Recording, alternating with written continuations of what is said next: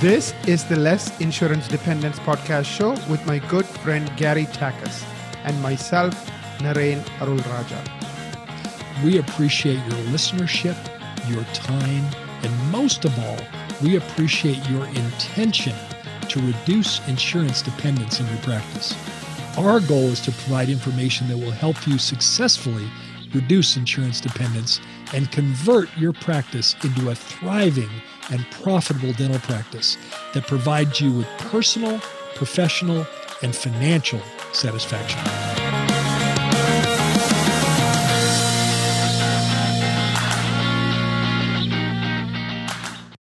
Well, hello, everyone. Welcome to the Less Insurance Dependence podcast, your trusted source for insights, strategies, and expert advice to elevate your dental practice and career. I'm Michael Walker, your co-host, and I'm thrilled to bring you another empowering episode with an inspiring dental entrepreneur and leader, Dr. Brad Hughes.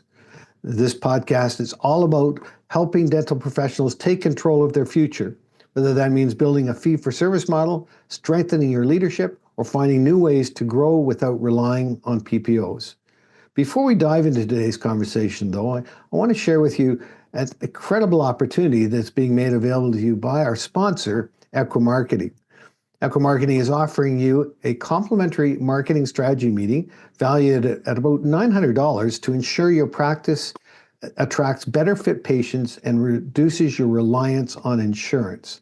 This marketing strategy meeting will help you rank number one on Google in your area, attract high-value new patients, and increase new patient calls month over month. Now, who wouldn't want that? Now, I can also tell you that this isn't just a one-hour meeting. I know that they invest about 5 or 6 hours into doing due diligence on what your online digital footprint looks like and in breaking it down and coming back to you with high-quality, high-value information.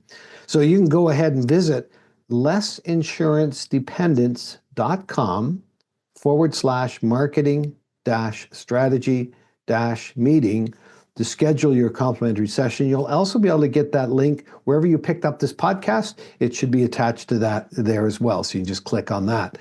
And as well as if you're looking for guidance on building a thriving insurance independent practice, you can also schedule a complimentary coaching meeting with Gary Takas at thrivingdentist.com/CSM. And that link will also be located where you can click on it where you picked up this podcast. Now, on to today's episode. As I mentioned, I'm excited to welcome Dr. Brad Hughes, a respected dentist, entrepreneur, and advocate for international practice growth.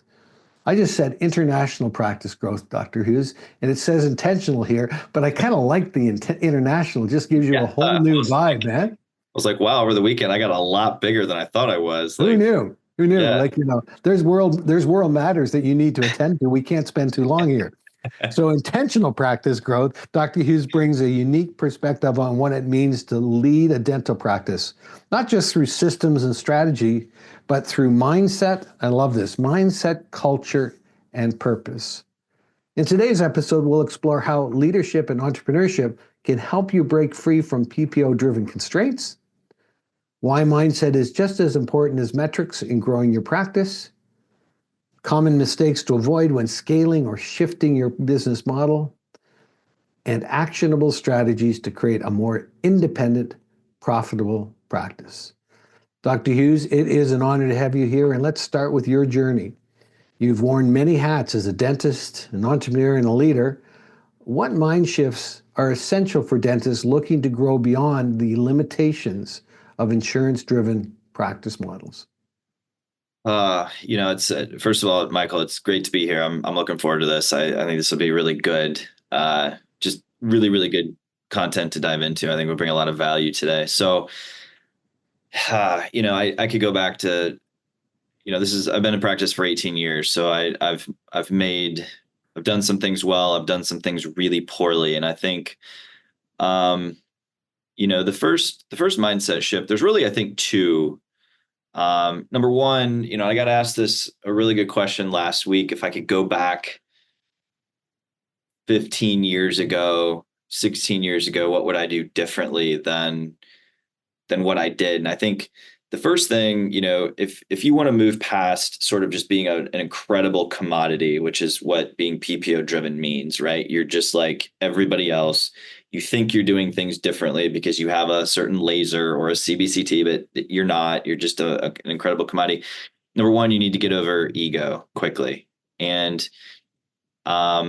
understand that the things that will separate you from everybody else is your team, the experience that your team's going to create, the way you're making patients feel every single time, not one time they walk through the door, every single time they walk through the door.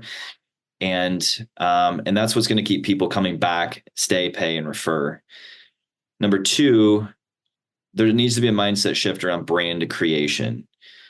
Obviously Google is important.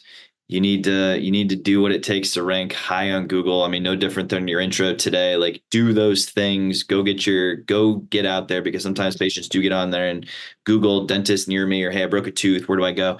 But you need to be in the mindset of building brand. You need to be, you as a dentist, if you want to dominate in your community, need to be the number one dentist that comes to mind when patients think about dentistry. And they're going to do that through personal brand, who you are authentically, the things you do in the community. It's not about being perfect. It's not about having the latest and greatest of everything. It's just going out and showing other human beings who you are as a human, and then finding those patients that want to come see you because they have commonality and similarity with you. And those are the patients that you're going to build your practice on. And I think really being in those two mindsets, get over the ego of thinking it's about you, because it's really about your team, number one. And then number two, you need to go show your community who you are. Wow, I love that. Boy, you threw a lot of little nuggets there, just tossing them out really quick. Like, I love that. Stay, play, and refer. That is just simple little thoughts. But as our listeners are here, it's so important that you're going to get a lot of, I can tell just from this initial answer to this question, that Dr. Hughes is going to throw a lot of really good, tangible things you could do. Remember to capture things. Don't just try and capture everything. Capture a couple of nuggets that make sense to you, that where you could be a starting point. I think the hardest thing I see, or the greatest challenge, is people get paralyzed to start. And they just, and so I think just break this down. And I think, you said something, my background was heavily in the hospitality business. And one of my passions was putting this to all of the team. Of course, it's very much a team culture. Was that how today are we going to unexpectedly delight a customer in a way they can't wait to come back and tell 30 of their friends? And that was really the bottom line. Anyone can meet a customer's needs. I need a tooth filled or whatever, and that's great. You can do that. You can do what you do and how you do it, the transactional part. But when you move to the relational space beyond that transactional, who you are and why you matter, not you as the leader of the practice, but you as a team, as you were saying, Doctor, that emphasis, it's a game changer. And that's where brand lives. And brand is a relationship. And so often it seems I see in the medical fields that I focus in, from dental to aesthetics to veterinary, there's just way too much what we do and how we do it focus, and not enough who we are or why we matter focus. And I totally hear that paradigm shift that you're focusing on. I just think that's how you win. And you hit the nail on the head. It's when somebody pays you for the exact same amount that you created in value, it's transactional. Or sometimes you don't even give them as much value as they paid you for, and that's transactional. How do you over deliver every single day to every single patient that you see? Meaning you're creating more in service value than they're paying you in monetary value. And then you take that one step further, and you also just mentioned this, like, get paid for who you are, not what you do. I don't care if you're a veterinarian. I don't care what hospitality group you're working for. I don't care if you're a dentist. I don't care if you're an MD. I don't care if I really don't give a rat's patoot what you're doing. When you get paid for who you are and not what you do, you're going to be in that top 1% of the people doing what you do. And brand is everything. Everybody else is just a complete commodity. Yeah, beautiful. Yeah, thank you. I totally agree. And obviously, I think you and I are cut from the same cloth in that respect. And I think as we move forward, I want to kind of think about your journey specifically in leadership and entrepreneurship. I think that's really what's interesting here is that I think often medical professionals, medical practices, doctors, dentists, vets, they're all mostly accidental entrepreneurs. And so they don't really, and it's not their fault. It's the way that the whole educational system, the way you guys train. I mean, years and years and years. You know, if you took a business course, it was either by mistake or because you had to fill a hole or something, but it wasn't by design. Yeah. Except there's exceptions, and you probably are one of them. But I think you've worn so many hats. But how has your own journey in leadership and entrepreneurship shaped your approach to building a practice that prioritizes profitability and purpose over production, and obviously with a high emphasis on the relational capital? Yeah, I mean, I think that just goes back to now it just becomes a people game. Like business is just people.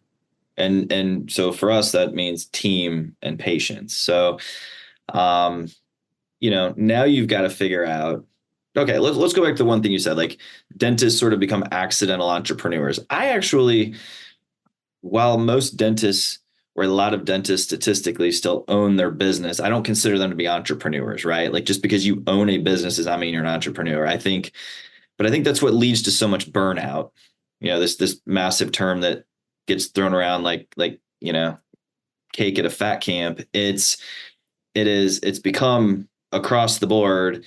You don't like what you're doing, you're burned out. You're tired, you're burned out. Like, I think it gets thrown around a little too much. I just think there's people just in discourse with what they're doing. Like most dentists that I talk to, they really don't like the business side of things, but they really enjoy the clinical side of things. So they're going to 100 hours of CE every year. They're learning how to do more, better root canals and place implants and quicker extractions and yada, yada, yada, yada. But then over here on the business side of things, they're just so out of alignment that it just makes them hate their entire existence. And I just don't think I think that's why the group in the DSO space just continues to grow so much, because you've got a lot of dentists that don't really enjoy one side or the other. I like the clinical side of dentistry. I've done it for 18 years. I've done it at a pretty high level for 18 years, but I love the entrepreneur side of dentistry. But I think the reason I like it so much is because I love the opportunities that we're able to create. So now we kind of go back to the people side, the human capital side of things. For existence, I've got, a team member of ours, Jenna, who's been with us for a little over 3 years. She started out working front desk. She moved to become a practice manager. She was just promoted last week into a regional manager position. I love the growth opportunities that we're able to build and create so that, our team members are not just constantly hitting their head on the ceiling. And, to me, that's kind of been the most enjoyable part of all of this, is watching the growth, creating the opportunities. I love the operations game. I love, how do we continue to make this better? How do we, graduating from dental school, I mean, it was probably 3 weeks in 2007. And I'm like, I think we could double this practice. My dad's like, what are you talking about? I'm like, I got you, dude. Like, just let me do my thing. He's like, all right, here you go. So, I think it's just a bit of it's just a people game. Like the entrepreneur side, I really enjoy. Again, it goes back to the relationships, but it's giving opportunities and creating opportunities for team members to plug themselves into and just like keep going and keep kicking ass. And, that's been the most enjoyable and the really fun part for me. Yeah, I can hear that. Yeah, clearly you are that exception for sure. I'd say there's a big difference between running a business and inspiring and leading a team. And, that paradigm shift, they don't necessarily go hand in hand. I think, we think of anybody can arguably manage a process if you have the manual and the skill sets to execute. To actually to lead a process is only becomes a problem when people get involved. Yeah. Yeah. And now you have to learn a little bit about self-awareness, other awareness, and all the things that come with emotional wisdom and intelligence. But then really is what you're saying is influential leadership in my mind, which is giving somebody something they don't even know they need or want. But once they have it, they can't imagine living without it. And then they can't wait to give it away. And that's both an internal journey with your team and an external journey with your clients. Obviously you have figured out that formula and that science in a way that it's worked for you, but it's brought a lot of joy to you on both sides. You're clearly the clinical, and that's not, we hire experts in areas that we don't really want to be focused on. So we have lawyers if we need legal matters. We have accountants doing our accounting. We should have a marketing expert and take care of that. We should have arguably a practice manager if we're not going to do business. So I think in that, when we kind of think about, and you just hit it on, you mentioned with the doubling the practice you're in and stuff, I think a question I've got to throw out though is like, so growth is we're always looking for growth. We're always looking for growth on the numbers side, and it's driven by the patient count, obviously. But what are some of the most common growth mistakes you see dentists making? And let's talk a bit about how, when they're trying to reduce their reliance on PPOs. They move too quickly. Or they don't. I think there's a lack of clarity around what they're really trying to do. I've seen dentists, and we have 9 practices, and that's not to say in my group, and that's not to say that we don't have, we're not completely fee for service in all of our offices. Some of them are, some of them are not. But I've seen some dentists, especially in my area down here in South Carolina, especially recently, that have just pulled the Band-Aid off, all completely out of insurance, all as of like February 1st. And it's like, whoa, I think the patients don't always quite understand the why behind that. I just don't think there's a lot of clarity. I think sometimes team doesn't always understand. I think patients don't always understand. So I think just moving a little bit too quick. There's really three ways to grow a business. You can increase the amount of patients or clients that you see, increase the frequency of the purchase of those clients, and increase the size of the purchase from those clients. And, just getting out of the PPO to increase the size of the purchase, you better be doing the math around new patients. Like if you're bringing in 85 new patients a month and you're like, hey, I'm good if I only bring in 48 now, because maybe we're a little less insurance driven. And you've got good systems around making sure that the frequency and the purchase size are going to continue to increase, then great. I think do it. But understand the math. It's not always just rip the Band-Aid off. Like that doesn't always solve all the problems. Like you just have a lot of clarity around why you're doing it. And I think it's something that more dentists should be doing, getting out of the PPOs. Yeah, thank you, doctor. And I think that's, you hit the nail on the head. I see a lot of times that you mentioned we buy a new piece of equipment because it's going to do this, or we think it's been told it's going to do that, and we're acting and really very, but if we really go back to what that core, what is the vision? What is the vision you have for who you are and why you matter? And, what do you want? And if I say to you right now, doctor, I said to you, what do you want your story to be in 5 years from now? I know you can answer that question. The challenge will be, how about our listeners? And I don't mean to make that a negative comment. It's more of an insightful comment, because that's what Dr. Hughes is saying. If we know this is kind of where we want our story to be in 5 years, then what he just described, and what I heard him say was that let's figure out how to reverse engineer that with the right timing, like a good song that gets us where we want to go, and we just don't blow the whole thing up. Does that make sense? 100%. You need to be 100% clear around the why and the intentions behind what you're doing, no matter what you're doing in a practice or any business. There should be clarity around that. I think too often, especially on the dental side, because I'm completely ignorant when it comes to anything outside of dentistry and sports. I don't know anything about anything, but it's like, you just like, there's such a lack of clarity oftentimes, because again, like you go back to the business side of, there's a lot of dentists out there running businesses. What was it all about? If you're a dentist, an MD, a veterinarian, anybody, at least in the healthcare space, in undergrad, it was all about you getting good grades, figuring out how to get into your professional school. And then you get in, and then it's all about you, just studying, trying to stay afloat, just trying to graduate. So in dentistry, for 8 years, it's all about who? You.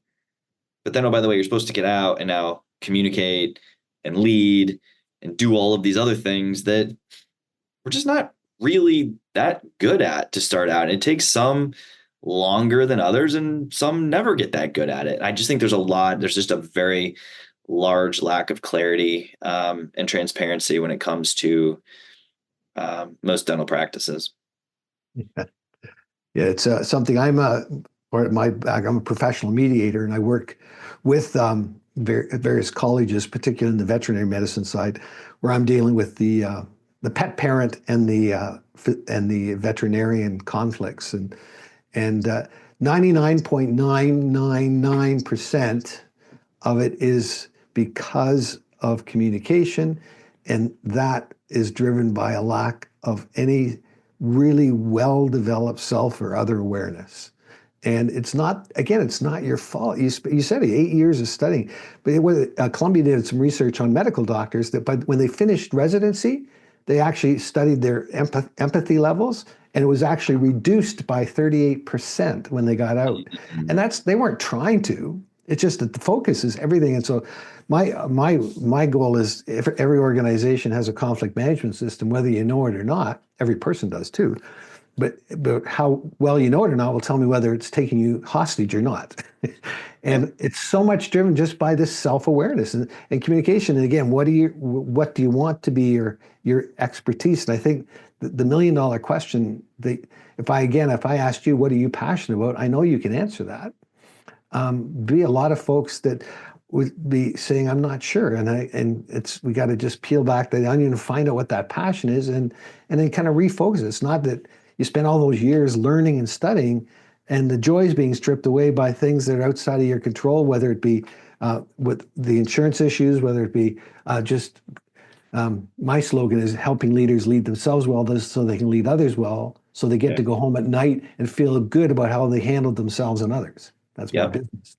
And it's just kind of like, that's what you said, but how can you do that from what you've done in your experience and practice, and just kind of going off script here, Dr. Hughes, what do you see? How can dentists best position themselves to be the best version of themselves in something that they love doing? You just said it. You've got to be, you better know what you love doing. And I think so often,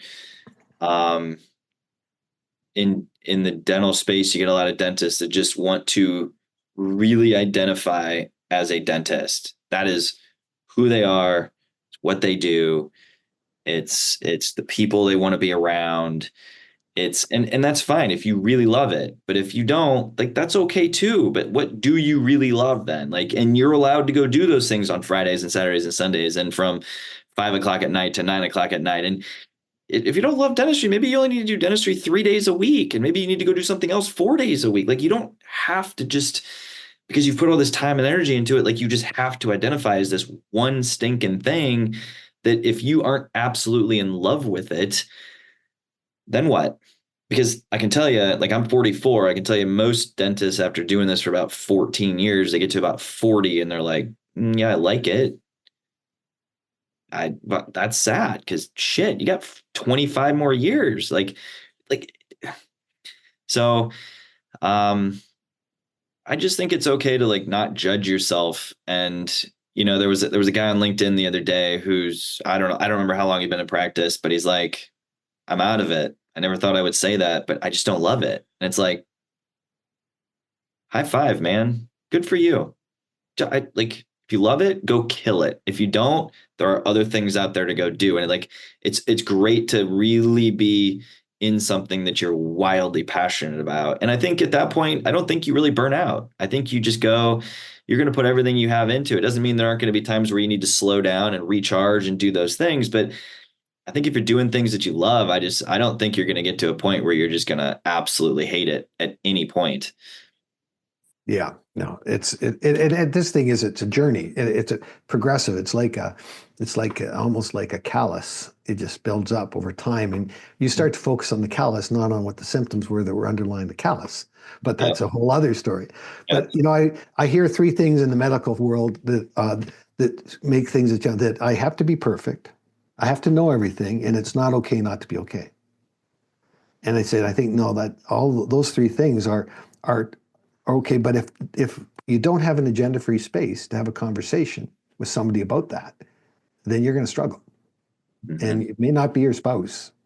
That's usually not really agenda-free, but it's a coach. It's someone like I was just mentioning, Gary Taggart, or someone like that. There's somebody that you can reach out to, that you have a connect. I think that's what you need a help. What was that show? Remember the $1 million? You had to phone a friend or whatever you could do. It's like you need somebody. Everybody needs an agenda-free space in life to be able to process the journey, and it's challenging. Hey, let's go to just watching our time, and I had a question here. I think that's really important for for practice owners who are kind of looking to take the next step.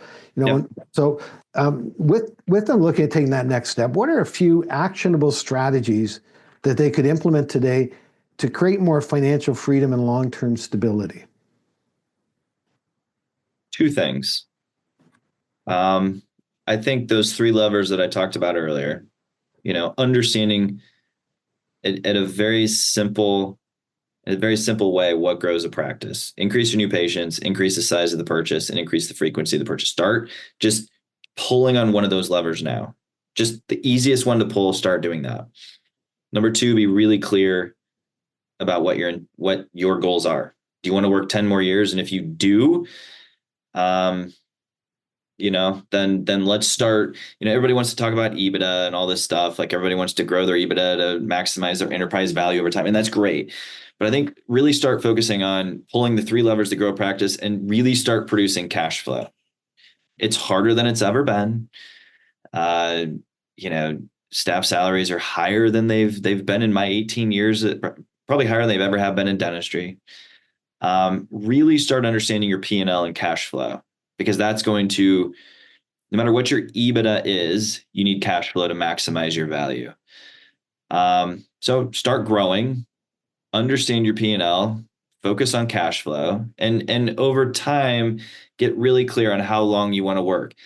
If you want to put another 5 to 10 years in, then I think you're at a point where you need to start really considering partnering with a group, because at that point, you're now going to have infrastructure, you're going to have team that to really help you grow. You can take some equity off the table, grow that practice by 50 to 100%. And that's going to make that long-term value worth significantly more. A small piece of a big number, a small piece of a big number is worth a lot more than a big piece of a little number. And I think too many dentists are waiting too long.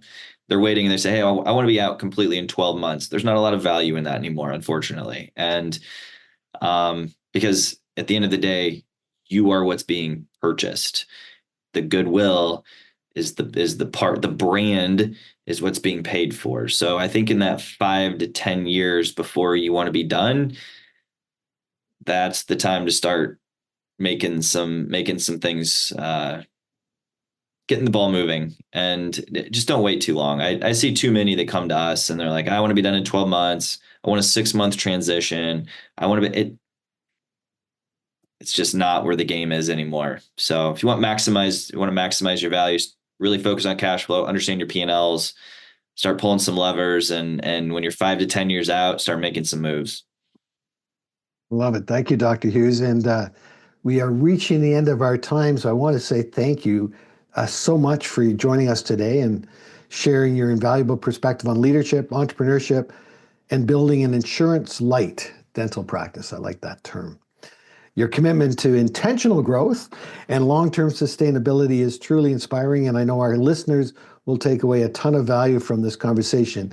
I think Dr. Hughes has given us some very specific things, so that if you were looking for an entry point to start to think about being intentional, which is about not just about thinking or planning to do something that when you get off of this podcast, you're going to put a phrase or something on a piece of paper, circle it, and that's your starting point. What are you going to do next? How are you going to advance that circle and that statement today and move forward? Not to solve the whole world's problems in an hour or two, but just start moving forward. Make that commitment to move forward.